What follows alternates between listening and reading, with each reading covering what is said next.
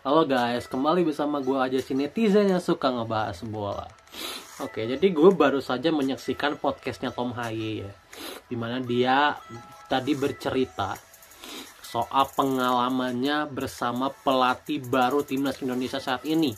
Ketiga pelatih timnas Indonesia saat ini, yaitu Patrick Kluivert, Alex Pastoor, dan juga Daniel Lanzat. Dan Tom Haye tadi sudah bercerita bahwa dia pernah bekerja sama dengan ketiga pelatih ini ketika masih di AZ Alkmaar, ketika dia masih menjadi pemain muda, dimana bersama Patrick Kluivert ini pernah ada di tim mudanya AZ Alkmaar, dimana Tom Haye lagi ada di sana di tim mudanya. Kemudian ketika naik ke senior, dia juga pernah dilatih oleh Alex Pastoor dan juga Daniel Lanzat.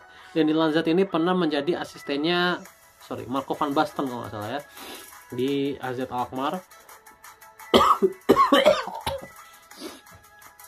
Dan Alex Pastoor ini pernah menjadi pelatihnya di AZ Alkmaar. Jadi ini sebenarnya kabar yang sangat baik ya, dimana kan kita tahu yang kita khawatirkan dari kedatangan pelatih baru adalah adaptasi. Yang dikhawatirkan itu adalah adaptasi ya, dan beruntungnya ketiga pemain ini juga mungkin udah dipertimbangkan oleh PSSI ya. Beruntungnya ternyata ketiga pelatih ini sudah pernah beberapa bekerja sama dengan pemain-pemain diaspora yang lain. Tom Haye, kemudian Nathan Joaon juga pernah bekerja sama di Excelsior dengan Alex Pastoor, kemudian Ragnar juga katanya. Jadi bisa dibilang harusnya adaptasi tidak lagi menjadi problem.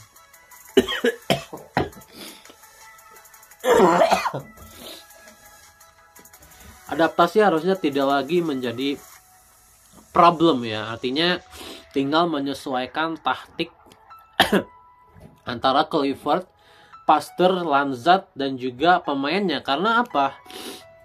Meskipun Kluivert adalah pelatih dan asistennya adalah, ya biasanya Pastoor dan Lanzat ini adalah asistennya, tapi tetap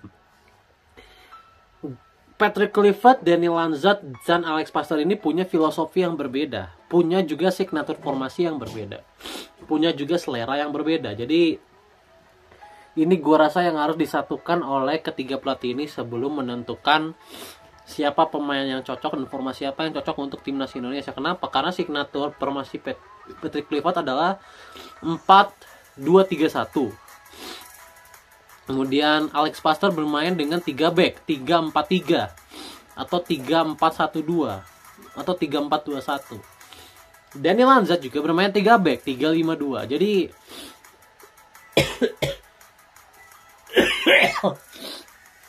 Jadi ini harus disesuaikan. Ini harus disesuaikan untuk mencari pola yang tepat. Dan kalau gue boleh beropini atau memberikan argumen, kalau melihat capability pemain kita yang ada ya, gue rasa main 3 back tetap lebih cocok untuk gue, untuk timnas Indonesia dibanding 2 back. Kenapa? Pertama, banyak kualitas pemain kita yang memang ada di center back. Banyak. Jay Itzes, kemudian Mesilgers, Jordi Amat, Rizky Ridho, ada Kevin Dix juga, ada Calvin Verdong juga yang bisa bermain di center back juga. Kemudian ada Jairo juga nanti yang akan datang. Jairo Ridwan itu bisa bermain di center back. Kemudian satu lagi siapa? Rizky Ridho, Jordi Amat, Mesilgers, Jay Itzes. Ada 5. Dustin Hapner. Jadi banyak pemain tengah kita yang berkualitas. Kualitasnya ini udah Asia. Jadi gue rasa bermain 3 back harusnya tidak menjadi masalah ya. Bermain 3 back, dimana kalau kita bermain 3 back artinya di tengahnya ini harusnya ada 2 pemain ya. Karena memang stok pemain tengah kita sedikit. Kalau Jairo jadi datang artinya ada 3, Jenner, Haye, dan juga Jairo. Gue nggak menghitung Nathan Joaon ya, karena Nathan Joaon ini signatur posisinya adalah back kiri, dan memang kelihatan Nathan Joaon ini ketika bermain di back kiri jauh lebih bagus dibanding bermain di tengah. Jadi gue tidak menghitung Nathan Joaon menjadi pemain tengah. Jadi ada Tom Haye, ada Jairo dan Jenner. Dan kalau bicara duet ya pasti Jairo dan Tom Haye. Kenapa? Karena 2 pemain ini udah ada di usia matang ya, dan juga sudah terbiasa dengan tekanan. Jadi Tom Haye dan Jairo gue rasa akan jadi duet yang cocok di tengah. Kemudian di kanannya gue rasa Eliano harus dicoba ya, Eliano Reinders. Di kiri Ragnar, kemudian di tengahnya All Romani. Ini gue udah pakem yang sangat cocok ya. Jadi dengan adaptasi formasi yang sudah pernah ya dilakukan oleh Tom Haye, Nathan Joaon dan sebagainya, harusnya ini sudah tidak lagi menjadi problem soal chemistry. Ini kan tentang komunikasi doang, dan itu yang memang dipersoalkan oleh Erick Thohir, di mana komunikasi di era Sintayong ini agak kurang. Jadi yang diharapkan Pak Erick Thohir sekarang adalah komunikasi gitu. Jadi ditambah Kevin Dix, Verdonk, Jairo ini katanya pernah juga dilatih oleh Kluivert ya. Ini nggak tahu ya, ini gue dapat info dari mana, tapi kan Jairo, Dix dan Verdonk ini kan pernah ada di tim mudanya Belanda di 2014, di mana Patrick Kluivert ini masih ada di situ, ya kan? Di mana Patrick Kluivert ini masih ada di timnas Belanda, dan katanya timnas Belanda di umur itu sempat dipegang sama Kluivert. Ini gue nggak tahu info dari mana ya, tapi kan gue kalau lihat dari Google, gue kalau melihat dari Google ini Kluivert tidak resmi menjadi pelatih timnas muda ya, timnas mudanya Belanda.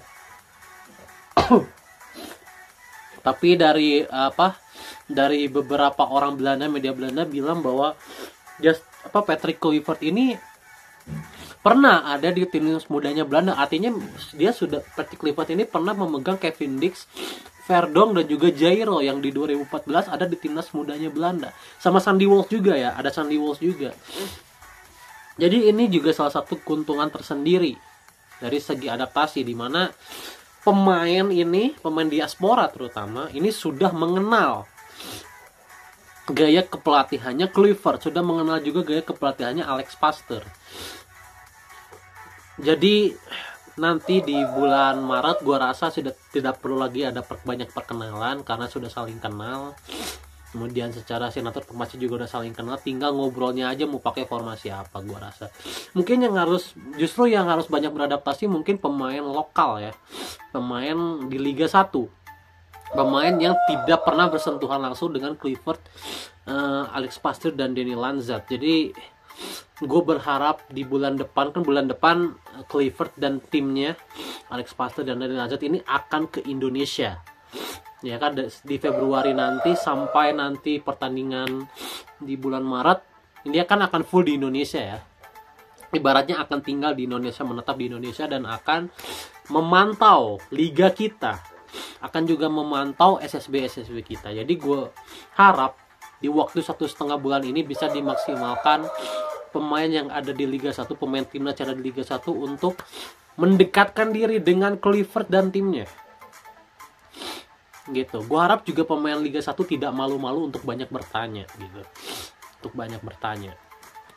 Jadi itu aja yang mau gue sampaikan. Jadi gue harap dengan chemistry yang sudah terbangun sejak lama dari pemain-pemain diaspora kita dengan pelatih baru sekarang, gue harap itu menjadi nilai tambah sekarang yang membuat kita nanti di bulan Maret bisa perform, karena yang dikeluhkan kan komunikasi, dan ini harusnya komunikasi sudah tidak menjadi masalah. Jadi harusnya target itu dinaikkan dari yang kita melepas laga lawan Australia. Sekarang lawan Australia harus mendapat poin minimal, lawan Bahrain wajib menang, karena harusnya pemain diaspora ini sudah tidak terkendala dengan yang namanya komunikasi dan segala macam kayak gitu guys. Oke, thank you so much, see you di konten-konten selanjutnya, bye.